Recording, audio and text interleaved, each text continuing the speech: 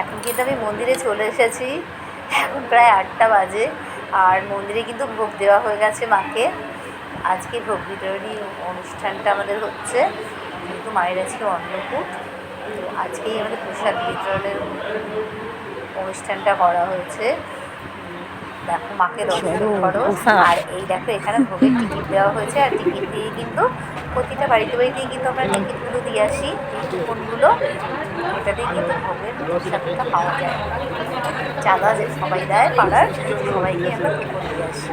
আর এইগুলো দেখো ভোগ আজকে হচ্ছে ফ্রাইড রাইস, আলুর দম, গোলাপ জাম, পায়েস, চাটনি, ভালো প্রসাদ হয়েছে। আর চলো আমি দেখাই। আর এখান থেকেও কিন্তু সবাইকে কিন্তু দেওয়া হচ্ছে, এখানে কুপন ছাড়াই এখানে দেওয়া হয় প্রসাদটা।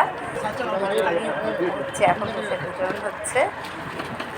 আবার আসছে বছর আবার এরকম একটা আনন্দ হবে, ভীষণ আনন্দ পেলাম আমি। আজকের নাচ দেখো আমাদের,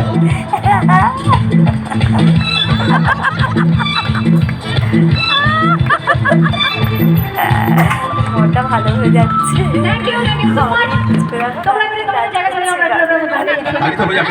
এবার আমরা সবাই মিলে কিন্তু একটা সেলফি নিয়ে নিলাম। আমরা যারা যারা সবাই রয়েছি আমরা পুজোর কমিটিতে, সবাই কিন্তু আমরা এবার একটা সেলফি নিলাম।